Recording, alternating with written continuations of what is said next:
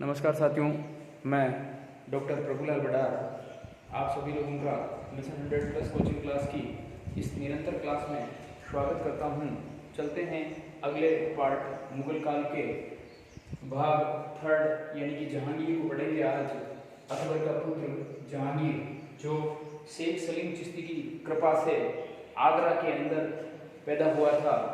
मित्रों, हम देख रहे हैं जहांगीर और जहांगीर के सारे उन कार्यों को देखेंगे जो इन्होंने किए थे।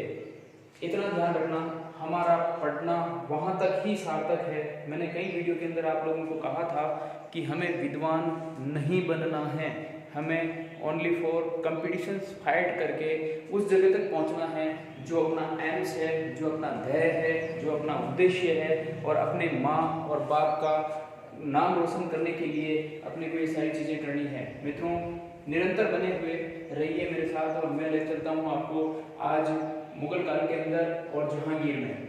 जहांगीर का जन्म 30 अगस्त 1569 ईस्वी को हुआ था।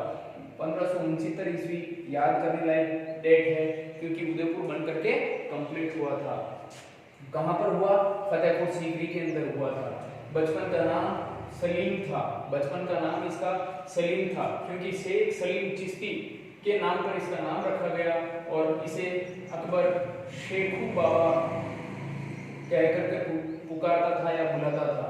इसका गुरु अब्दुल रहीम खान खाना, जो गुरु अब्दुल रहीम खान खाना इसका गुरु था, जो निष्णांत गुरु था। इस बात को याद करना, ये बैराम शाह जो था अकबर का गुरु, उसी तरीके से यह भी निष्णांत गुरु था। उपाधियां, अब इसने इसके जीवन काल के अंदर 3 सबसे बड़ी उपाधियां धारण की थी। नूरुद्दीन, नॉट नजरुद्दीन, नूरुद्दीन मोहम्मद जहांगीर गाजी बादशाह। मित्रों, बादशाह की उपाधि अकबर ने भी धारण की थी, हुमायूं ने भी धारण की थी और सबसे पहले आने वाले बाबर ने भी धारण की थी। गाजी की उपाधि भी धारण करता है, परंतु ये दोनों नवीन उपाधियां हैं, जहांगीर और मोहम्मद। ध्यान रखना इस चीजों के ऊपर। फिर चलते हैं अपन राज्याभिषेक। मित्रों, राज्याभिषेक आपको याद होना चाहिए। 15 अक्टूबर के दिन, 15 अक्टूबर 1605 ईस्वी में अकबर की मृत्यु हो जाती है, परंतु आफ्टर सम टाइम्स यानी 18 दिन बाद इसका राज्याभिषेक होता है 1605 ईस्वी आगरा में। जन्म कहाँ हो रहा है? फतेहपुर सीकरी आगरा में। राज्याभिषेक कहाँ हो रहा है? आगरा में। इसकी मृत्यु 28 अक्टूबर 1627 ईस्वी को हो जाती है। इसकी मृत्यु 28 अक्टूबर 1627 ईस्वी को हो जाती है। इसका मकबरा शाहदरा लाहौर रावी नदी के तट पर है। याद करना, रावी नदी के तट पर एक बहुत बड़ी सभ्यता दबी हुई है, ये भी याद रहना होना चाहिए आपको, ठीक है ना। शाहदरा लाहौर रावी नदी के तट पर इसका मकबरा बना हुआ है। मित्रों, अब चलते हैं अपन इसको इतिहास और प्रश्नों की दृष्टि से पढ़ते हुए हम चलते हैं इसे कुछ 6 या 7 भागों में बांट कर इसको पढ़ते हैं। पहले इसका राजनीतिक जीवन पढ़ते हैं, फिर धार्मिक जीवन, फिर सामाजिक जीवन, आर्थिक जीवन, स्थापत्य कला, चित्रकला और साहित्य कला। मित्रों, चित्रकला में इस समय इसका स्वर्ण काल कहा जाता है। चित्रकला को हम राजनीतिक जीवन को 2 भागों में बांटेंगे, साम्राज्य विस्तार और प्रमुख विद्रोह। फिर वापस धार्मिक जीवन को 2 भागों में बांटेंगे, उदारता की नीति और कट्टरता की नीति। देख लीजिए आप इन नोट्सों के अंदर, जो नोट्स बनाना चाह रहे हैं उन नोट्सों के अंदर आप धीरे धीरे हर एक चीज को नोट करते हुए जाइए, क्योंकि बार बार वीडियो देखना या फिर बार बार हर चीज को रिमेम्बर करने के लिए आपके नोट्स होना जरूरी है, और नोट्स ही सब कुछ है ये मान करके आप इसे उतारिए। पहला साम्राज्य विस्तार, फिर प्रमुख विद्रोह, 2 भागों में राजनीतिक जीवन को देखते हैं, फिर धार्मिक जीवन देखेंगे, उदारता की नीति और कट्टरता की नीति। तो अपन चलते हैं पहले साम्राज्य विस्तार की तरफ। तो साम्राज्य विस्तार को समझने से पहले इसके शासनकाल को समझते हैं। तो शासनकाल 1605 से लेकर के 1611 तक स्वतंत्र शासनकाल रहता है, यानी कि ये खुद का शासनकाल करना शुरू करता है या खुद शासन को सीख रहा होता है या शासन करना सीखता है। वैसे तो ये पहले से शासन करना सीख जाता है, परंतु इस समय में किसी का इंटरफेयर नहीं रहता है, तो छोटे छोटे काम अच्छे अच्छे होते हैं। परंतु 1611 में एक देवी नूरजहां नाम की लड़की, ठीक है, अब थोड़ा सा नूरजहां का परिचय कर लेते हैं। नूरजहां शेर-ए-अफगान अली कुली की पत्नी थी। जो ये शेर-ए-अफगान अली कुली मर चुका था, तो ये विधवा हो गई थी।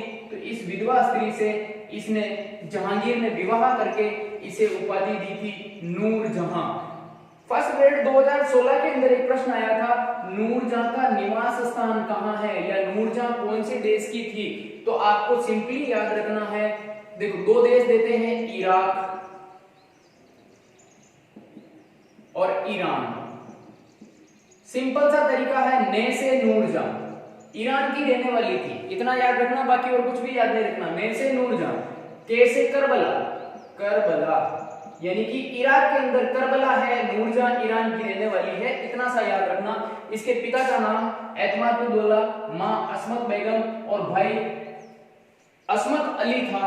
आसफ अली के नाम से भी जाना जाता है इसे, असमत अली था। इन चारों ने मिलकर के एक गुट बनाया जिसे नूरजहां गुट कहते हैं, और इस नूरजहां गुट ने भारतीय राजनीति या जहांगीर के जीवन काल को 11 साल तक प्रभावित किया। मित्रों, फिर द्वितीय काल आता है और द्वितीय काल के अंदर बॉस मतलब उसके खुर्रम या शाहजहां या फिर खुसरो, इनका प्रभाव होना शुरू हो जाता है और जहांगीर बिल्कुल धीरे धीरे धीरे धीरे धीरे धीरे निरंतर शीतलता की ओर चला जाता है, इसीलिए इसको दूसरा काल भी कहते हैं। अब आते हैं इसके साम्राज्य विस्तार के जो कुछ बिंदु है जहां से प्रश्न पूछे जाते हैं बार बार, उन प्रश्नों के बारे में बात करेंगे।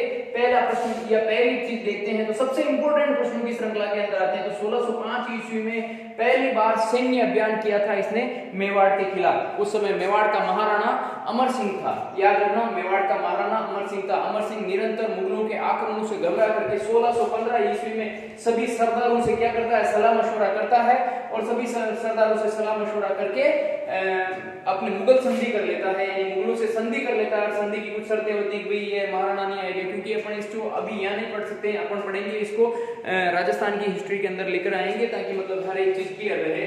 तो मुगल सेना से कुछ संधि की शर्तें रख लेते हैं और यहाँ पर हो जाता है। फिर भी अमर सिंह लज्जित होता है, अपने कुल के वैभव को ठुकराता है या कुल के वैभव को ठेस पहुंचती है, इसके दिमाग में यह था।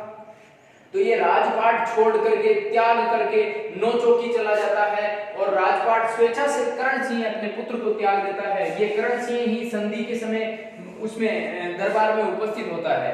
फिर चलते हैं 1608 से 1610 तक खुर्रम मतलब रहीम खान खाना के नेतृत्व के अंदर दक्षिण का अभियान किया जाता है, यानी कि दक्षिण भारत के अभियान किए जाते हैं। तो प्रश्न ये पूछा जाता है कि दक्षिण भारत का सैन्य अभियान करते समय इसका सेनानायक कौन था? तो रहीम खान खाना था, ठीक है। जो इसका गुरु था, आपको पहले बता दिया, अब्दुल रहीम खान खाना वही इसके गुरु थे, ठीक है। 1617 के अंदर खुर्रम द्वारा अहमदनगर के वजीर मलिक अंबर से संधि कर ली जाती है, वजीर मलिक अंबर से संधि कर ली जाती है, और किसी के द्वारा की जाती है? खुर्रम के द्वारा, याद करना, खुर्रम के द्वारा। यही खुर्रम आगे जाकर के जहांगीर से शाहजहां की उपाधि प्रदान करता है। इस बात को इंपॉर्टेंट रूप से आप याद करना। 1617 में किससे संधि कर रहा है? अहमदनगर के वजीर मलिक अंबर से, ठीक है। और इस संधि को बुरहानपुर की संधि कहा गया, इस संधि को बुरहानपुर की संधि कहा गया। अब ये तीन चीजें, चार चीजें देखने के बाद इंपॉर्टेंट चीजें देखते हैं। इसके प्रमुख विद्रोह, दो प्रमुख इसके विद्रोह है। पहला विद्रोह है 1606 ईस्वी में अर्जुन देव जो सिख गुरु थे, उनके साथ में खुसरो मिल जाता है और खुसरो मिलकर इसके विपक्ष में विद्रोह कर देता है।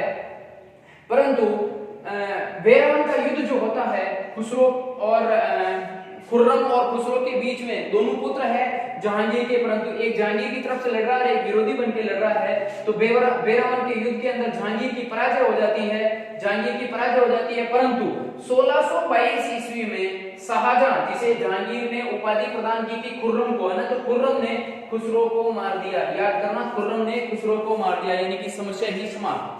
फिर चलते हैं 1622 से 1623 के अंदर शाहजहां द्वारा किया गया विद्रोह। शाहजहां ने फिर विद्रोह किया, देखो यहाँ पर इसने दबाया, परंतु इसने यहाँ पर विद्रोह कर दिया। तो उस विद्रोह को महमद खान ने दबा दिया और इसका राजकार्य धीरे धीरे धीरे धीरे अवनति की ओर चला गया। मित्रों, फिर चलते हैं अपन धार्मिक जीवन के बारे में बात करते हैं। तो धार्मिक जीवन में उदारता की नीति और कट्टरता की नीति आती है। चलते हैं आगे, धार्मिक नीति की बात करेंगे। धार्मिक नीति के अंदर पहला उदार नीति या उदारता की नीति की बात करेंगे। मित्रों, अहमदनगर, इंपॉर्टेंट प्रश्नों की बात ही कर रहा हूं मैं, वेरी इंपॉर्टेंट प्रश्न। अहमदनगर और हुगली, याद करना, अहमदनगर और हुगली के अंदर गिरजाघर निर्माण की स्वीकृति देता है। गिरजाघर यानी कि ईसाई धर्म की बात करता है। फिर बनारस की बात करते हैं तो बनारस के अंदर ये मंदिर निर्माण की स्वीकृति प्रदान करता है। वेरी इंपॉर्टेंट बात, ऐसा शासक जिसने मंदिर निर्माण के लिए बात कही है, ध्यान रखना।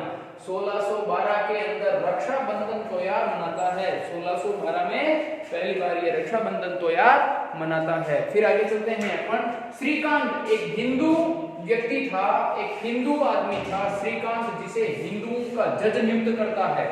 याद रखिए, हिंदुओं का जज नियुक्त करने वाला कौन था? जहांगीर। किसको नियुक्त किया? श्रीकांत को। फिर पुर्तगाली पादरी जेवियर, वेरी इंपॉर्टेंट प्रश्न, पुर्तगाली पादरी जेवियर से ईसाई धर्म ग्रहण किया था। नेट में ये प्रश्न कई बार पूछा जा चुका है, याद करना, ठीक है। पुर्तगाली पादरी जेवियर से ईसाई धर्म ग्रहण किया। वे रविवार और गुरुवार को पशुवध बंद करवा दिया। पशुवध यानी पशु काटे जाते थे खाने के लिए इसके रसोई गृह में, तो उनको बंद करवा दिया। अब आते हैं धार्मिक कट्टरता की नीति, यानी कि उदारता की नीति के विपरीत धार्मिक कट्टरता की नीति। तो मित्रों याद करिए, 1620 में राजौरी के ब्राह्मणों को इसने कट्टर दंड दिया था, बहुत कड़ा दंड दिया था। फिर कांगड़ा की विजय के उपलक्ष्य में इसने ज्वाला मंदिर को तुड़वा दिया, गाय को कटवाया। फिर इसने अजमेर के वराह मंदिर को तुड़वा करके उसकी जगह पर कुछ और बनाने की सोची और तुड़वा दिया गया था उसे। एक और जैन संत, जो जैन संत गुजरात के अंदर रहते थे, उनको गुजरात से बाहर निकाल दिया, मारा पीटा, काट भी दिए एक आध को।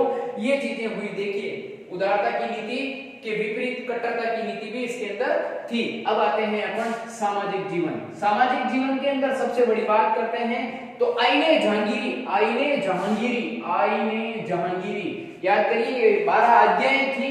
ये वो 12 आज्ञाएं थी जिनसे छोटे मोटे टैक्स समाप्त हो गए। लोगों के जिनके जीवन के अंदर कुछ कष्ट थे या फिर किसी प्रकार से दुखी थे, तो इन 12 आज्ञाओं के अंदर से इन्हें मुक्त कर दिया गया। भाई ये नहीं करना है, ये करोगे ये नहीं होगा, इस तरह से ये करना पड़ेगा आपको, ये चीजें याद करिए। फिर दूसरी चीज जिसने सबसे इंपॉर्टेंट कही थी वो है हिजड़े, यानी कि नपुंसक जो थे उनको उनके व्यापार के ऊपर रोक लगा दिया, उन्हें गुलाम बनाने पर रोक लगा दी थी। और तीसरी सबसे इंपॉर्टेंट या महत्वपूर्ण ये बात करता है वो है कष्टप्रद जितने भी टैक्स थे उन्हें ये समाप्त कर देता है। अब इसकी आर्थिक जीवन के बारे में बात करते हैं मित्रों, क्योंकि यहाँ से भारत की दशा बदलना शुरू हो रही है, इसीलिए आर्थिक जीवन तो बहुत जरूरी है। पहली बात, इसने 3 प्रकार के सिक्के चलाए। उन तीनों सिक्कों को अलग अलग मैटर था। एक सिक्के के ऊपर स्वयं का चित्र उत्कीर्ण करवाया, याद करना। पहला बादशाह था जिसने खुद के चित्र से सिक्का ढलवाया था, पहला बादशाह जिसने खुद का चित्र सिक्के के ऊपर उत्कीर्ण करवाया। दूसरी चीज, दूसरा एक सिक्का और डलवाता है जिसके अंदर हाथ के अंदर शराब का प्याला लेकर के ये डलवाता है और ऐसा उत्कीर्ण करवाता है। एक सिक्का और मिलता है जिसके ऊपर नूरजहां के साथ में, एक साइड में नूरजहां बैठी हुई, एक साइड के अंदर ये बैठा हुआ, हाथ में शराब का प्याला ले रखा है। और इसके ऊपर तो लोगों ने ये कहा भी है, मतलब सॉरी जहांगीर खुद कहता है, मैंने एक प्याले शराब और शबाब के लिए मेरा शासन लुटा दिया, यानी कि ये यहाँ पर शराबी बन गया था। तीसरी और सबसे इंपॉर्टेंट बात आर्थिक में करते हैं तो 12 राशि चक्र वाले सिक्के भी इसने चलाए जो चांदी के थे। 12 राशियों के जो चिन्ह हैं वो सभी इन सिक्कों के ऊपर डलवाए थे। चौथी बात करते हैं तो अमृतसर के अंदर ऊनी वस्त्र उद्योग प्रारंभ करवाता है। मनसबदारी प्रथा या व्यवस्था जो अकबर के द्वारा लागू की गई थी उसे ये आगे बढ़ाता है और दूअस्पा और सिंहस्पा नामक 2 पदों का प्रारंभ करते ये इसे आगे ले जाता है। हम मुगल का प्रशासन पढ़ेंगे मुगल काल का, उसके अंदर इस मनसबदारी व्यवस्था पर पूर्ण रूप में एक अलग से टॉपिक आएगा। अब आते हैं भारत के अंदर सबसे जो अपने को निचोड़ करके अपना धन ले जाने वाले थे वो कंपनी आना शुरू हो जाती है। तो 1608 के अंदर ईस्ट इंडिया कंपनी भारत आगमन हो जाता है और पहली बार ईस्ट इंडिया कंपनी का एक यात्री भारत के अंदर आता है।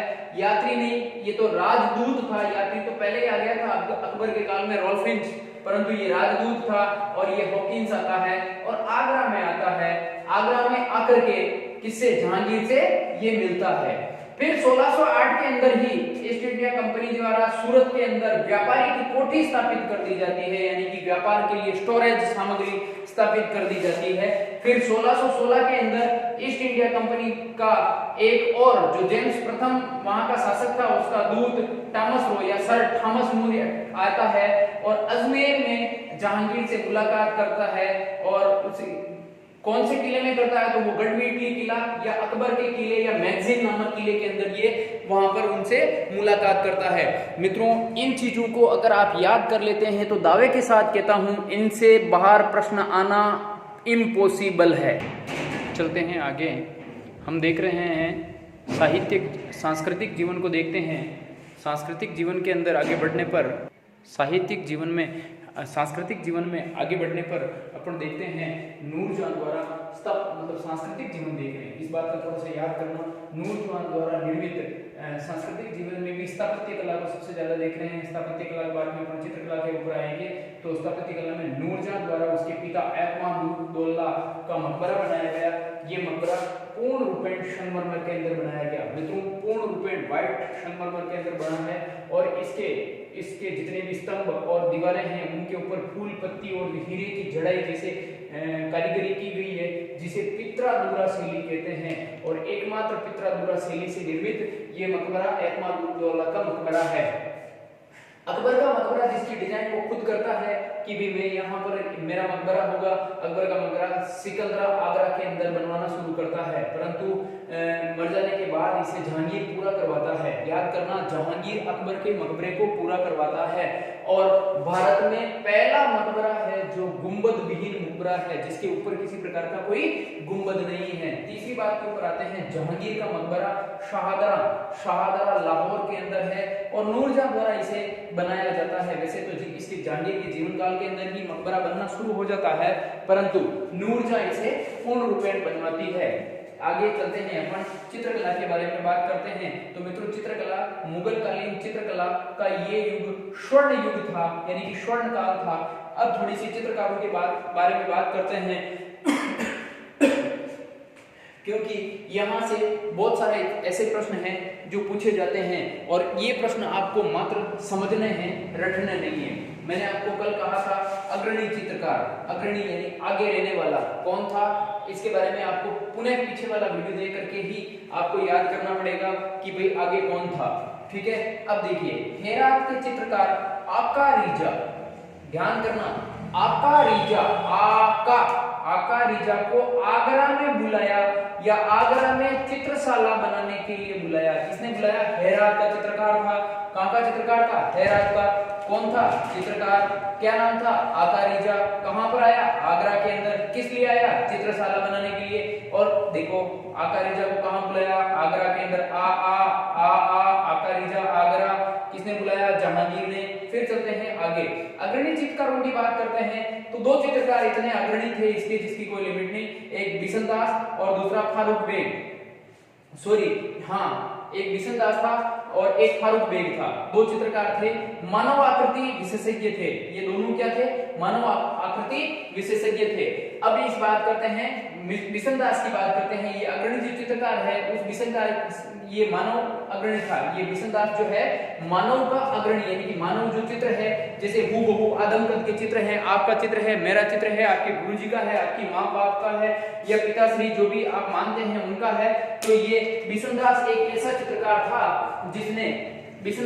चित्रकार था जो इसके चित्रकारी कार्यक्रमों के अंदर बहुत आगे था या अग्रणी था। ये फारस जाता है, ध्यान रखना, फारस के शाह के दरबार का चित्र बना करके लाता है। फारस का शाह दरबार के अंदर किस तरह से बैठा हुआ है, उसके चोली चमर कैसे ढूंढ रहे हैं, उसके बारे में बात करता है। अग्रणी चित्रकार बिशनदास, ठीक है। और क्या करता है? फारस के चित्र का मतलब फारस के शाह का दरबार का चित्र बना करके लाता है। फिर सर्वश्रेष्ठ चित्रकारों की बात करते हैं तो उस्ताद मंसूर और अबुल हसन, याद करना, उस्ताद मंसूर और अबुल हसन। वैसे 4 या 5 चित्रकारों के बारे में सबसे ज्यादा बात होती है, आका-रीजा, बिशनदास, मंसूर, हसन और उसके बाद आता है बसावन या फिर फारूक बेग। बसावंत तो वैसे कल भी था, दशावंत और बसावंत 2 थे। दशावंत यानी कि 10, मैंने कल अकबर के बारे में बात की थी, ठीक है। बसावन यानी मन में बसने वाला, ठीक है ना। तो अपना आज बात करते हैं उस्ताद मंसूर। उस्ताद मंसूर यानी मन की गति से जो उड़ते हैं, कौन उड़ते हैं? पक्षी। मन की गति से जो चलते हैं पक्षी, उनके चित्र बनाने में ये माहिर था। पक्षियों के चित्र बनाने में ये माहिर था। अबुल हसन, हसन नहीं, हुस्न, ये याद करिए, अबुल हसन, हसन नहीं उष्ण, उष्ण मतलब आदमी या औरत के चित्र बनाने में, आदमी या औरत के चित्र बनाने में अबुल हसन क्या था, माहिर था। अबुल हसन आदमियों के चित्र बनाने में माहिर था। अब याद करते हैं, देखो किसी भी लड़की या किसी भी लड़के या किसी भी आदमी का चित्र बनाते हैं तो उसे अपन क्या करते हैं, जमाते हैं, यानी कि सभी चित्रों को एक साथ जमा करके रखते हैं। तो अबुल हसन उष्ण की देवियों के अगर चित्र आपके पास में है तो आप उष्ण की देवियों के चित्रों को क्या करोगे, जमा करके रखोगे, है ना। तो इसे जहांगीर ने जमा की उपाधि प्रदान की थी। असर, असर यानी पक्षियों के द्वारा जो असर होता है तो उसे अस्त्र, नादिर उर असर की उपाधि प्रदान की थी। ठीक है, तुजुक ए जहांगीरी जो जहांगीर द्वारा रचित किताब है या पुस्तक है जिसके अंदर चित्र की कार्य की महत्ता का वर्णन करते हुए जहांगीर खुद कहता है कि किसी भी पार्ट के यानी कि एक चित्र को अगर 10 व्यक्तियों ने या 15 व्यक्तियों ने या 20 व्यक्तियों ने मिला करके बनाया है तो मैं बता सकता हूं कि इसकी आंख, नाक, कान अलग अलग व्यक्ति बना भी दे तो भी मैं बता सकता हूं कि इसने कौन सा चित्र बनाया है। यानी कि जहांगीर की चित्रकारी की पारदर्शिता के बारे में बताया गया है। अब आते हैं प्रमुख चित्रकार और प्रमुख चित्र और चित्रकारों की बात करते हैं।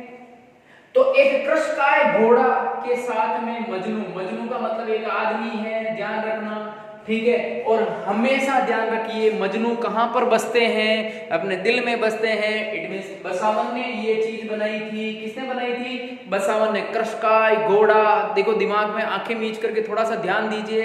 कृशकाय एक सूखा हुआ घोड़ा जंगल के अंदर चल रहा है और मजनू लेकर के चल रहा है। कौन लेकर के चल रहा है, मजनू। और वो ये बात कहां बस रही है, आपके मन में बस रही है, यानी कि बसावन ने ये चित्र बनाया था। फिर देखिए साइबेरियाई सारस यानी पक्षी है। फिर बंगाल का अनोखा पुष्प यानी कि पक्षियों से संबंधित रिलेटेड प्रकृति के चित्र हैं तो कौन बनाएगा, मंसूर। ये देखो पक्षी कौन बना रहा है, मंसूर, है ना, ठीक है। फिर आते हैं तुजुक ए जहांगीरी का मुख पृष्ठ यानी कि मुख पृष्ठ के ऊपर जहांगीर और विभिन्न बादशाहों के चित्र है तो कौन बनाएगा, आदमियों के चित्र, हसन यानी उष्ण बनाएगा, अबुल हसन, ठीक है। फिर ड्यूटर के संतपाल, ड्यूटर के संतपाल का चित्र कौन बनाएगा, हसन बनाएगा। अब एक और आता है बीजापुर के सुल्तान आदिल शाह का चित्र बनाता है एक, इसका चित्रकार और होता है। तो थोड़ा सा इसको याद करने का तरीका थोड़ा उल्टा है। आदि काल के अंदर बीज बोएगे, हाँ बीजापुर यानी बीज बोएगे, ठीक है ना, सिंपल सी बात। फिर आगे चलते हैं तो आदिकाल के अंदर क्या बोएगे, बीज, और वर्तमान बीज किसमें ले जाते हैं, बेग में भर के। तो फारूक बेग ने वर्तमान मतलब जो इसका सुल्तान का चित्र बनाया था आदिल शाह का, ये कहां का रहने वाला था, बीजापुर का। मित्रों इसके साथ ही अपन चलते हैं जहांगीर के साहित्यकालीन पीरियड के अंदर, जहांगीर के अंतिम पार्ट यानी कि साहित्य के बारे में बात कर रहे हैं। साहित्य में सबसे इंपॉर्टेंट जहांगीर के द्वारा रचित तुजुक ए जहांगीरी, मैंने अभी आपको बताया था तुजुक ए जहांगीरी, और ये फारसी भाषा का ग्रंथ है यानी कि इसकी मूल भाषा फारसी है और जहांगीर द्वारा या जहांगीर की आत्मकथा है। मित्रों इसको लिखने का काम भी 3 आदमी करते हैं। पहला खुद जहांगीर स्वयं प्रथम 12 वर्षों तक यानी कि जो राज्य स्टार्ट होता है 1605 से लेकर के अग्रिम 12 वर्ष यानी 1617 तक ये लिखता है, और 1617 से लेकर के आगे के 19 वर्षों तक 19 वर्षों को मोहम्मद खान लिखता है, और पूर्ण इसे मोहम्मद हादी लिखता है यानी पूर्ण इसे मोहम्मद हादी करता है। ध्यान रखना जहांगीर, मोहम्मद खान और मोहम्मद हादी, इन तीनों में से कोई भी प्रश्न आ जाए तो तीनों राइट होते हैं मित्रों। और ऐसा प्रश्न भी पूछा जा सकता है इनमें से इनका लेखक कौन था या नहीं था। सबसे बड़ी बात है हिंदू धर्म के सूरदास जो हुए थे इन्होंने सूरसागर लिखा, और एक केसरदास हुए थे उन्होंने जहांगीर चंद्रिका व कवि प्रिया लिखी। मित्रों इसी के साथ आप बने रहिए हमारे साथ। मिशन 100+ कोचिंग क्लास आपको निरंतर ऊंचाइयों की तरफ ले जाने का वादा करता है। चलते हैं अपन अगले टॉपिक में। आप सभी का प्यार भरा ये आशीर्वाद और ये रेटिंग स्केल बना रहे, देखते रहें, और थैंक यू फॉर वॉचिंग। इस वीडियो को देखने के लिए मेरी तरफ से तहे दिल से आभार, धन्यवाद।